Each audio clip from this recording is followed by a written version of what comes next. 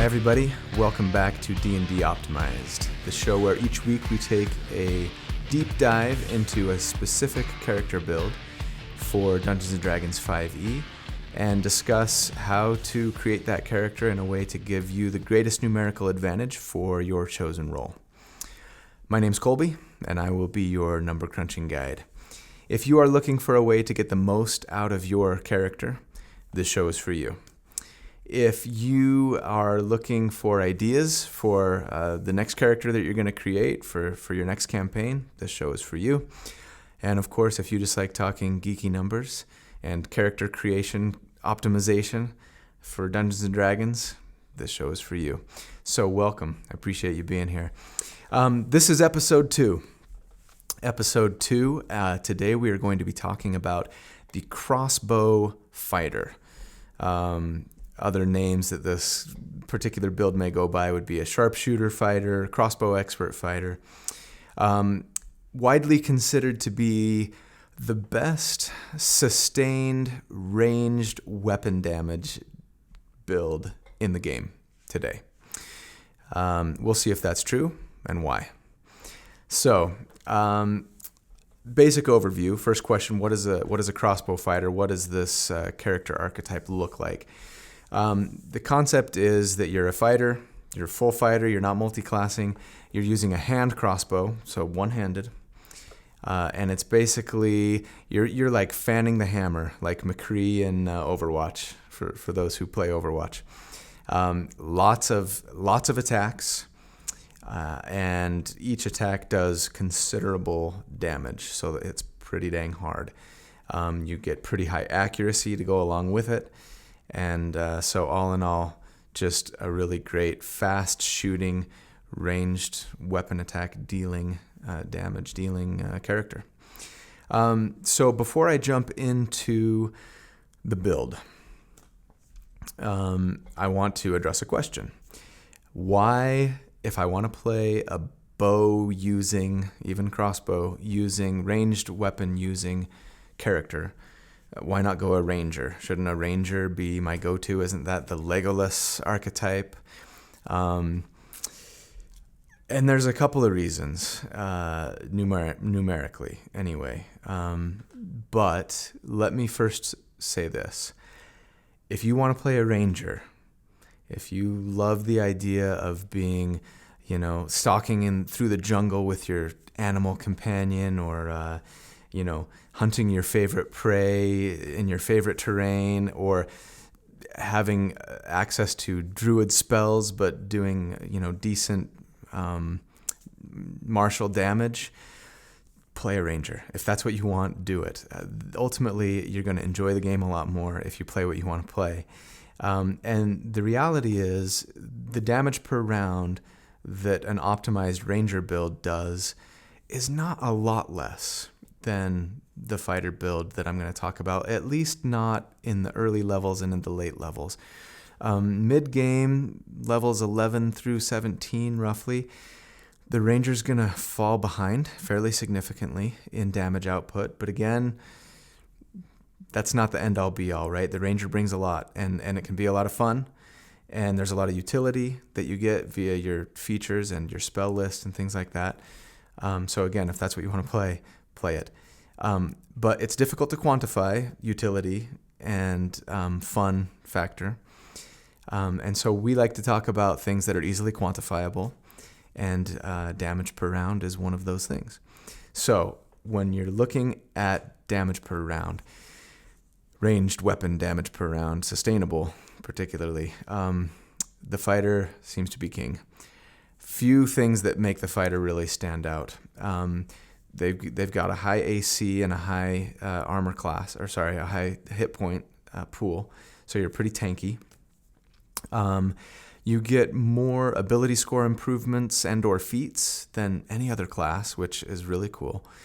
And then most importantly, you get more attacks per round than just about anybody. You get, just about every martial character gets an extra attack at level 5 or maybe 6 for some subclasses.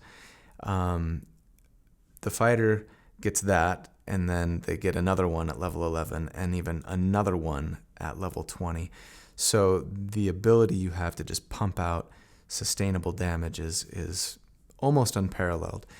In addition to that, you get Action Surge.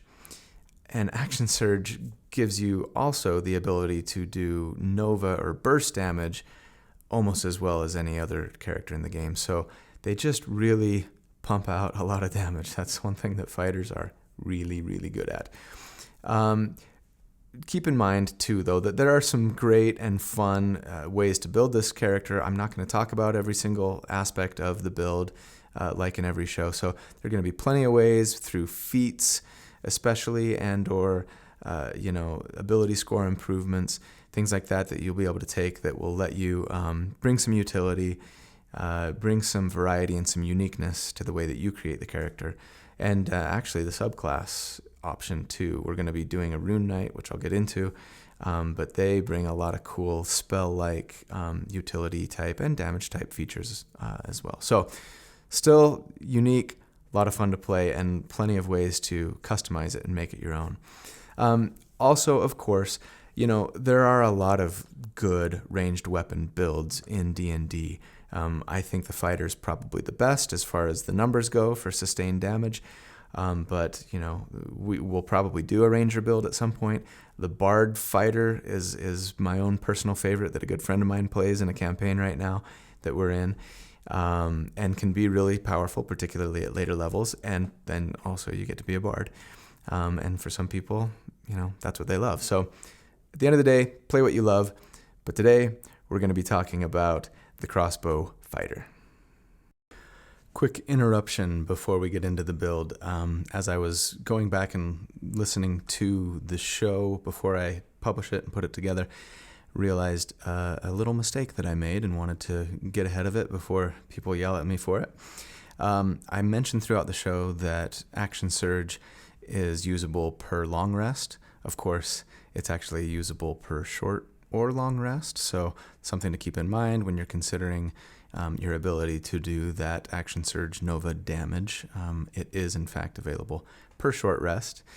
So keep that in mind. And also wanted to mention, because I failed to do so elsewhere, this episode, again, as always, if you want to check out the math and some graphs that I'm putting together on this particular build and look at the numbers, there will be links in the show notes for the podcast or in the video description for the YouTube video. So that's it. Back to the show. All right, so let's get into the build. Again, I'm going to be discussing aspects of this build level by level that are most important to making the build do as much as it can. Numbers-wise, there's going to be a lot of things that I don't mention. If I don't mention it, take whatever you want. And if I do mention it and you don't like my suggestion, take whatever you want anyway. But we're trying to optimize here. So with that said, when you're creating the character at level 1, your race should probably be variant human. And just as a side note, the vast majority of builds we discuss when we're talking race, variant human's probably going to be the default for most, if not all of them. That free feat at the beginning of the game, starting at level 1, is just so strong.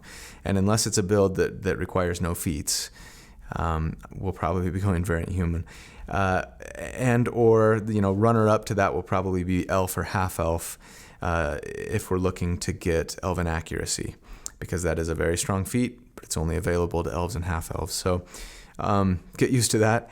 And if you want to roll a different race, roll a different race. It's okay if you're not ultimately optimized. But for optimization purposes, variant human is going to be the way to go.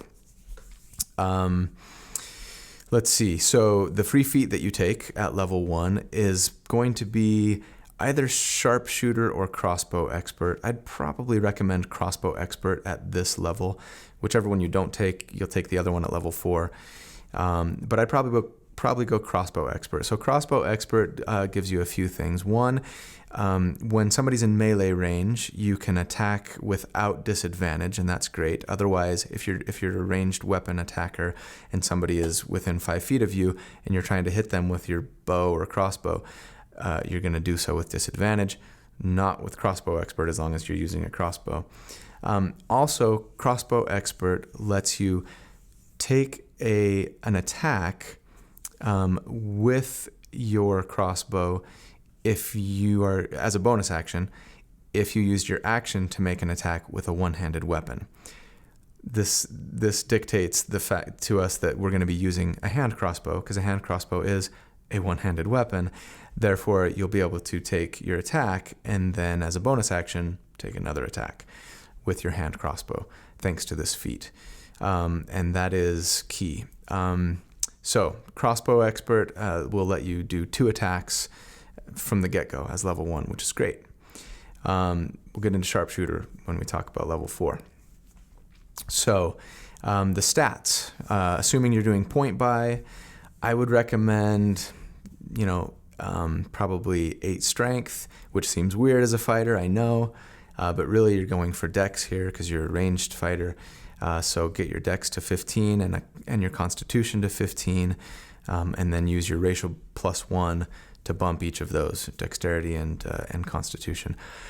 I'd probably go with a 14 intelligence if you're going to do the Rune Knight subclass, which we'll talk about a little bit later.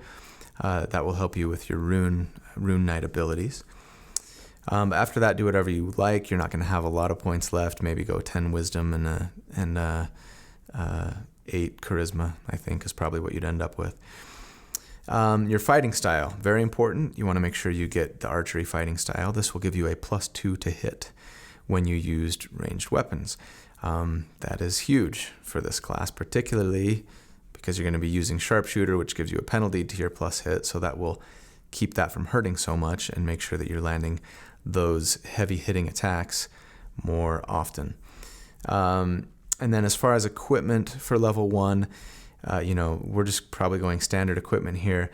For your martial weapon, take a hand crossbow, take a longbow. If you started Sharpshooter instead of Crossbow Expert, but you probably didn't do that. Take a shield to buff your armor class, because again, the hand crossbow is a one-handed weapon, so you can use a shield. So you're shooting and you get an extra 2 AC, so that's awesome. Probably chainmail, but I would see if your DM would be willing to let you take scale mail instead of chainmail, or if they're really nice, a breastplate or even half plate. Those are medium armor options, but you have a high dex, and medium armor benefits from a high dexterity, at least 2, right? And so ultimately your armor class will be as good as wearing chainmail if you were to take medium armor, depending on which medium armor you got. And that will keep you from getting disadvantage. Like if you get a breastplate, you won't have to have disadvantage on your stealth checks, which is nice. So things like that. Plus, chainmail and most heavy armor comes with a strength requirement, and you used strength as a dump stat, so it's going to be hard to wear heavy armor for this build unless you want to move some things around. Maybe don't bump your intelligence and take strength instead. But that's a tough call. I'd try and get the best medium armor that you could to take advantage of that dex bonus that you get. And with that and your shield, if you started with some decent medium armor and a shield plus your dex bonus that you get, you'll be 17, 18 armor class, which is great for a level 1 character especially. Okay, so at level 2, you get Action Surge. This is not a choice, you just get it, but let me talk about it for a second. Action Surge is amazing. It's one of the things that make fighters so strong. Again, it lets you take an additional action, right? You only get to use it once per long rest at this level. You get to use it twice later, level 17.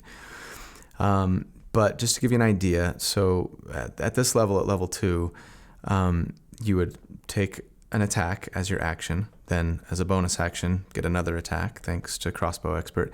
And then when you action surge, you get one more action. It doesn't let you repeat your bonus action. However, it does give you later on at level 5, for example, you're going to get 2 attacks per turn, right? When you take the attack action, you get to attack twice. So at level 5, you would attack twice, then your bonus action for a 3rd attack, and then if you action surge, you get to take the attack action again, which gives you 2 attacks. So that's 5 attacks in a single round. That's really strong and does a lot of damage. So it's great to be able to pull out when you've got a big baddie that really needs to fall. At level 3, you get your martial archetype. I said subclass before, forgive the improper lingo. The martial archetype that I would recommend, if your Dungeon Master allows it, would be the Rune Knight. At the time of this recording, the Rune Knight is still considered Unearthed Arcana, meaning it's kind of in playtest beta mode. But it is part of official D&D world. It's just not technically official game content yet. So check with your Dungeon Master beforehand. If you want to see what the Rune Knight can do, I would check him out on D&D Beyond. They are not a sponsor, maybe one day.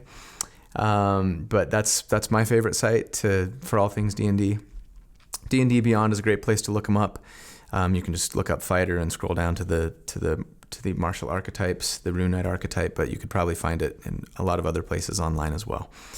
The Rune Knight's great. If you can't do it, if the DM won't allow it, I'd probably recommend going Champion for better crits and survivability, or Battle Master for some nice utility and extra damage. But I'm going to assume you're going Rune Knight.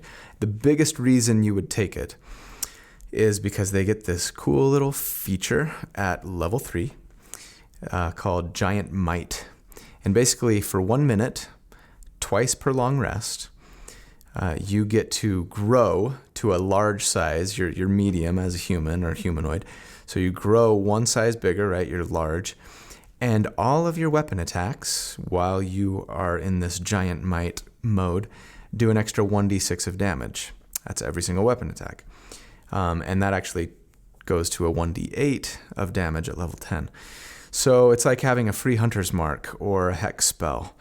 But it doesn't cost you a spell slot, and it doesn't require concentration.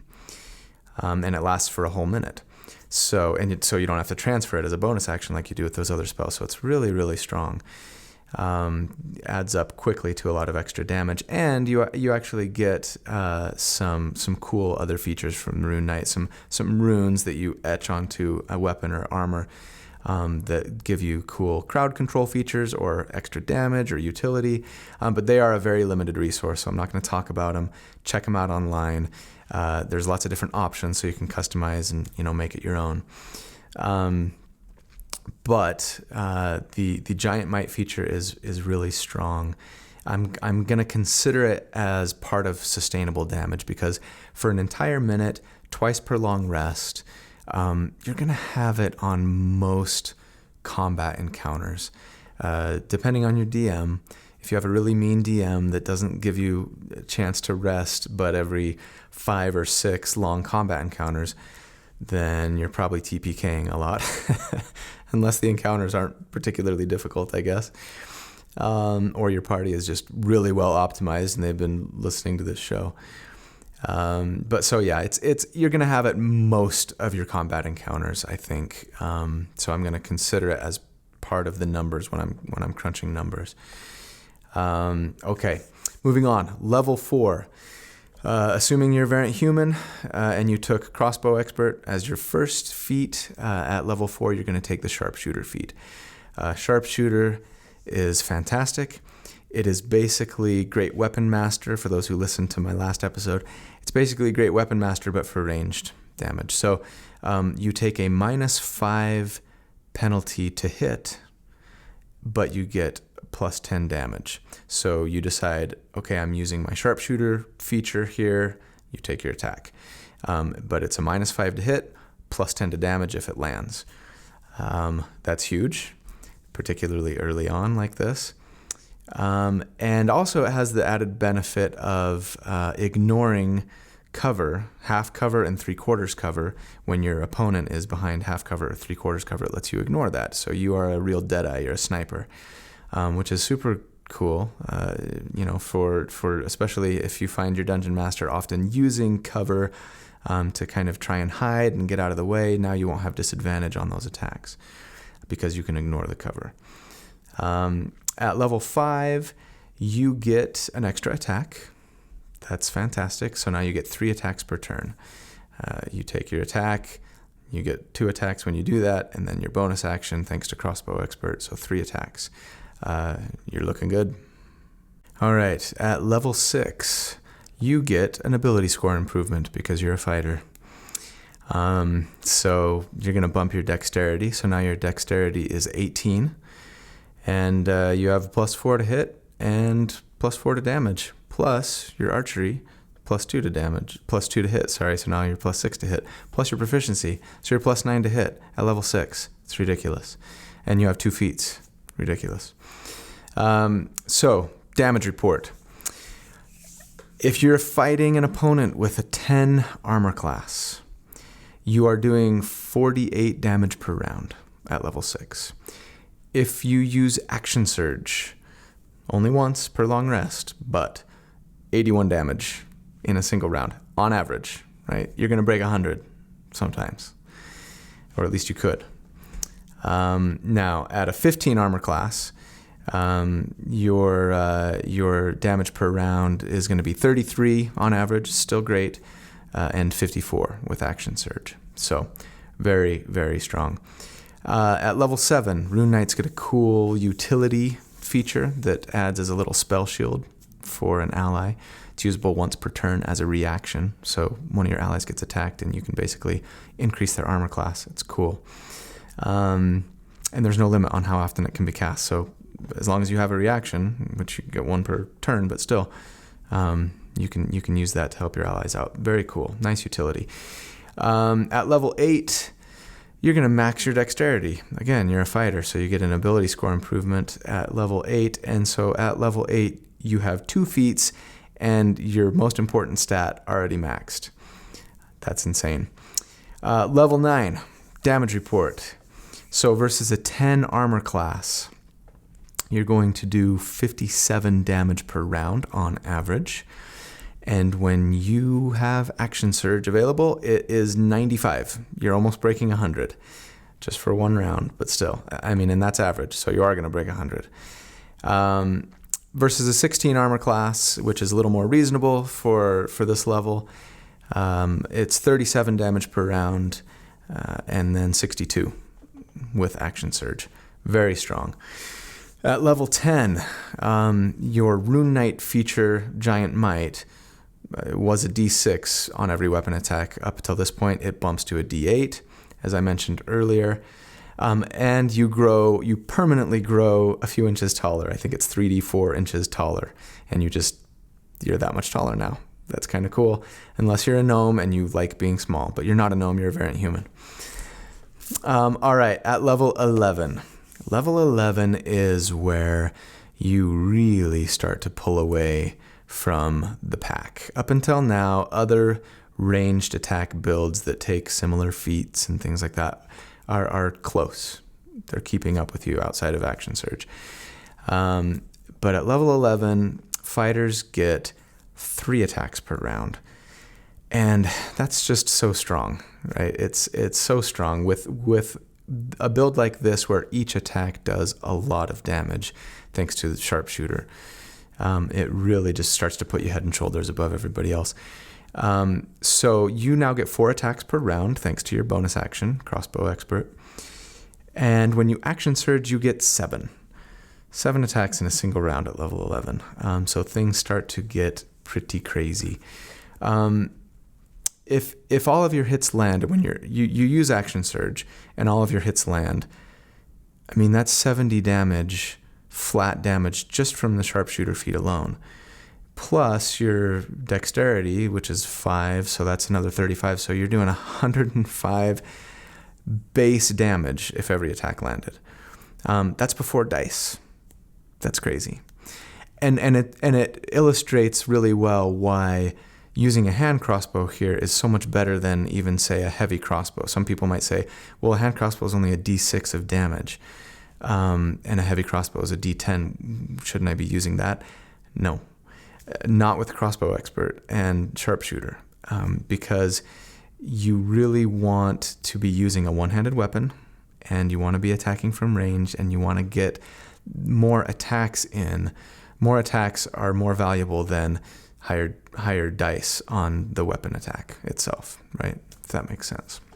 All right, we're coming down the home stretch here. Level 12, you get another ability score increase or feat. I would probably recommend taking Constitution just to increase your survivability.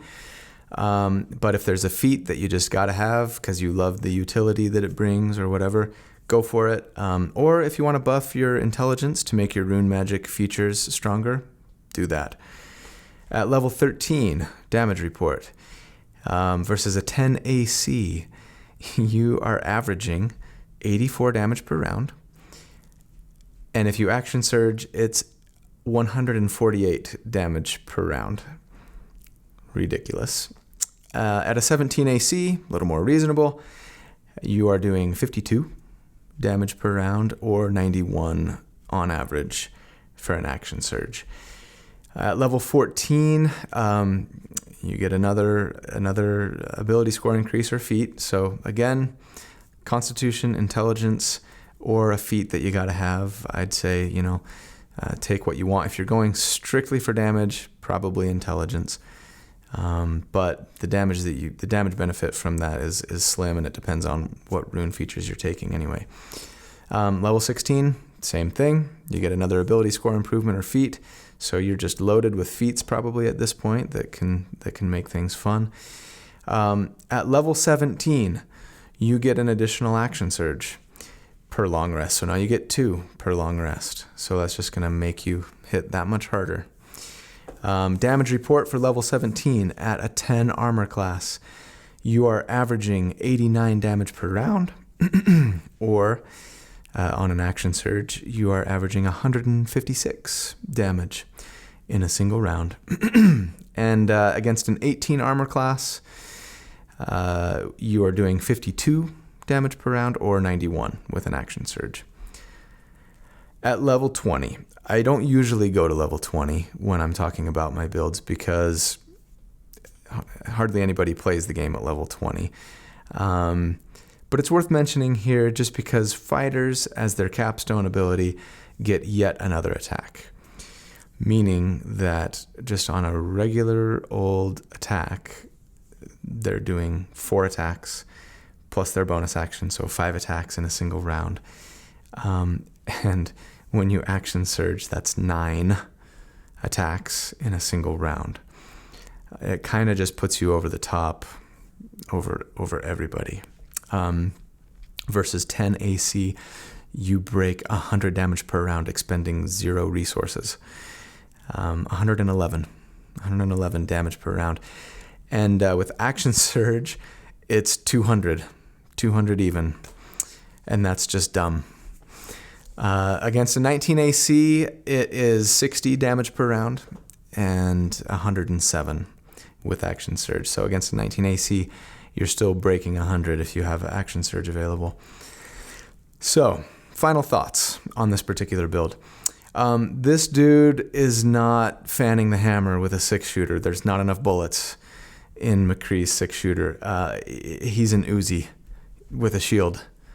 It's absurd. So many attacks. Each one hits really, really hard with a very high accuracy thanks to the +2 archery from fighting style. You don't get guaranteed advantage innately on this character. If you did, that would be strong. And if you have someone in your party that can cast Fairy Fire or something else to give you advantage on your attacks, it's going to get really crazy really fast. Make sure you bring a ton of ammo. You're going to go through ammo. I mean, you could potentially burn through 18 crossbow bolts in 2 rounds, with action, if you use both your action surges back to back. And that's a whole quiver almost. So make sure you stock up on ammo and or know the rules that your DM's going to have on recovering ammo, spent ammo. But yeah, at the end of the day, you're relatively tanky with some great utility, lots of extra feats or ability score increases to really make you well-rounded. Super strong build, super fun. So, DM tips. Again, if you're a player, don't let your DM listen to this, but you know what? It doesn't matter that much. There's not a lot you can do. I mean, typically with a ranged character, you're going to have a melee guy get up in his business, and so he has disadvantage. He's got the crossbow expert feat, so it doesn't matter. He doesn't take disadvantage. Or you'll have him get behind cover, but it doesn't matter because his sharpshooter feat ignores cover. I mean, try and blind him, stun him, otherwise disable them, disarm them somehow. And I shouldn't treat the DM as the antagonist, I guess. My own dungeon master got upset with me in the past. He's like, I'm not your enemy here. But he kind of is a little bit. And it's frustrating as a DM, right, to have a character that's really, really strong and trivializes all of your combat encounters. So anyway, find a way to run him out of ammo, maybe. Obviously, enemies that are resistant to piercing damage are going to be good, assuming that the sharpshooter fighter doesn't end up with magical weapons. Don't give him magical weapons or magical ammo. You could have your strongest enemy run up and try and grapple him. This character is actually going to be pretty low on strength. It might be really, really weak on strength, and so they probably lose most of those grapple contests. That'll disable him, keep him from shooting their Uzi into all of your bad guys that you set up, that you took so much care and time and attention and love to create. So anyway, that's our show for the week. Thanks for tuning in. Really appreciate it. Please tune in next week as we dive into a completely different character build and discuss how to best optimize them for your chosen role. It's not always going to be sustained damage, even though episodes 1 and 2 were. In fact, next week I'm probably going to be doing a tanky control build. And as always, please like, subscribe, leave a review, follow, recommend to your friends on either the podcast version of the show if you're listening to the podcast, or on the YouTube version of the show if you're watching on YouTube. And check us out on social media, Facebook, Twitter, Instagram. Just look for D&D with the ampersand, D&D Optimized. We're there, and you can communicate with us via email as well, DND, the letter N, dndoptimized@gmail.com. Questions, suggestions, criticism, verbal abuse, send it over. Especially, again, if you have a build that you'd like me to take a deep dive into, send it my way. Give me some details on what the build looks like exactly, and I will do my best to optimize it for you. Thanks, everybody. Take care.